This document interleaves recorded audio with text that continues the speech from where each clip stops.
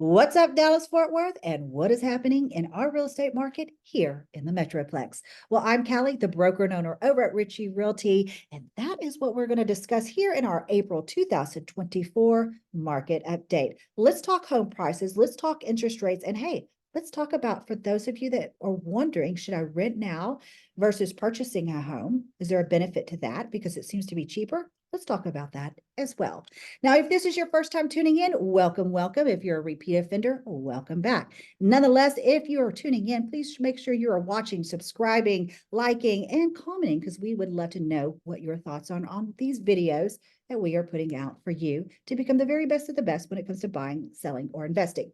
Now, we're going straight into home values. We're looking at the major counties here in the Metroplex. We can see that the median sales price from January of this year at the close of March have gone from 389 to 400. That's a 2.75% increase in values. While at the same time we're seeing the increase in values, we're seeing the days on market and the month supply of inventory come down. That's typical for what we see as we enter in our peak season selling time. Speaking of peak season selling time, let's take a look at this. This is a trend going back 9 years. And as you can see, home values have historically always gone up. But we see the peaks and the valleys, right? When does that occur? When is the best time to buy? When's the best time to sell? Well, they're quite opposite. Because as you can see, prices historically peak around every June here in the Metroplex. We see a peak, even taking out the unicorn years of COVID, right? Where we saw things go 20% or something crazy. Taking out those years, historically over 9 years, we've seen on average prices peak in June at about 14.67% over what they were in January. We start to see prices decelerate or slow down a bit till we get to December, they're at about 11% from where they were in January. So as you can tell, the best time to buy a house, if you're looking to buy, is January or December. But that ship has sailed, right? And should you wait till December, January? Probably not, because there's a cost of waiting. And if you want to know more about that and what that true cost is, please go back to my March market update because you're going to be able to see all those calculations in there. Nonetheless, it's going to cost you money by waiting. For those of you that are thinking about selling, when's the best time to sell? Well, it's right now. Because remember, June is when our prices peak, but that means your house has to be on the market today to get to June. All right, now let's put this like if this did happen, and I say that because could things happen? Yes, they could. Do I think that they're going to happen? No. But what I can tell you that is where we are today. Today is April 16. The median sales price is at 419,000. That's $19,000 more than what they were just a couple of weeks ago. Okay. We haven't closed out, but that's about an 8% appreciation or increase in value since January. Now, if they did go up to where they are in June, if history does repeat itself, this is what you're looking at. You're looking at paying over $54,000 more in January than what you're paying right now. If you wait till December, there's still a cost of waiting. Remember, you're still paying $42,000 more for the house that you could have bought in January.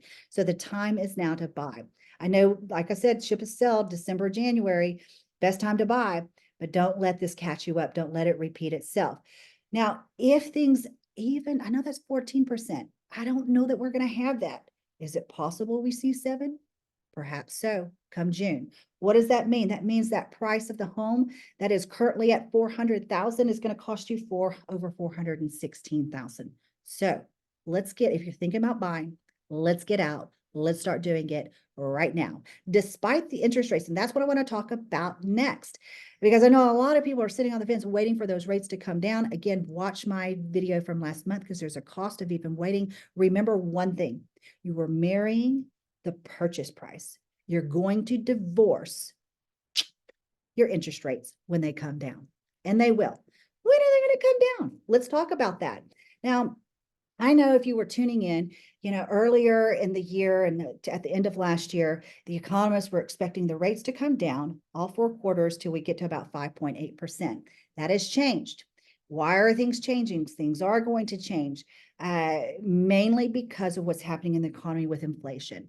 And where the Feds thought that we were going to start seeing things drop even in quarter 1 or quarter 2 and quarter 3, They haven't. Well, at least in quarter one. We actually saw rates come down a little bit and then go back up. Um, the feds are still expecting that rates will drop at some point in this year, but maybe late summer, if not over the fall. So here's the new predictions right now. Rates coming down to about 6.2 by the end of the year. So higher than where they expected them to be at the beginning of the year, nonetheless still coming down. So still good news for those of you that are not able to purchase right now, but might be able to in the near future. Please make sure you jump on the bandwagon and get that done, because you don't want to be caught in this trap here where next year the prices are going to be $40,000, $50,000 more than what they were this year. Okay. Let's talk a little bit, why is the prices going up? We started to see a lot of people more active in the market, more buyers, more sellers coming out of the market, and that's because people, I think, are just getting used to, hey, this might be the new norm. As a matter of fact, when we look across the different generations, we can see that the younger generations are a little bit more tolerable of these rates. This is their norm, right? And if things come down to 5% or the low sixes, oh my gosh, what do you think is going to happen with all these generations that have been sitting on the fence? They're going to come off the fence. And here's my concern for what's going to happen in the fall if this does occur. Prices go up. Something for us to look at. And it's a reality, guys. Now, those of you that are wondering, is it better for me to purchase a home versus renting? Hey, here it is. The cost of renting is probably going to be cheaper month to month than what it is on your mortgage payment. That's the truth. This is taking the 50 different major metros here in the US. We can see that a monthly mortgage payment on average has been about $1,984 versus the cost of renting even a 2-bedroom at $1,889. It absolutely could be cheaper month to month, but is there a cost in the long term? Here's what I want you to look at. And if you can afford to jump into the game of home ownership, it's time to do it now. So, because we know rental prices are going to continue to incline. This is what they've done for the past 60 years. I don't expect that to change. But over the next 5 years, based upon what the economists are showing on appreciation over the next 5 years, and they do expect appreciation, if we were to look at that over the course of 5 years, you're sitting around over $83,000 of home equity. As a matter of fact, if we were to put that into an equation, okay, $83,000, I know that it costs more to make that monthly mortgage payment than it is to rent, probably about $276 more per month. But if we were to take that equity that you've just built up of over $83,000 and the cost of buying, that is that $276 per month over the course of 5 years is about $16,560. The difference still, guys, is you're still ahead of the game, $66,000 if you were to purchase now versus waiting. As a matter of fact, if we were to look at the gap of the net worth down here in the green of those who are renting back in 2022, those who owned a home have about 385,800 more of net worth. And that's because of home ownership. There are advantages to home ownership. Homeowners have a net worth of almost 40 times greater than those who are renting. So if you're looking to build some quick net worth, go buy a house. That's all there is to it. I know it's easier said than done, but that's why I would love to hear from you. If you're thinking about it, you want to explore some more options, please give us a call.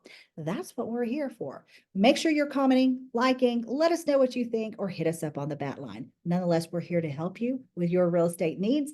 And by the way, next month is May.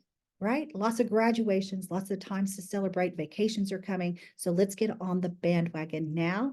I hope to hear from you soon. Until next month, cheers.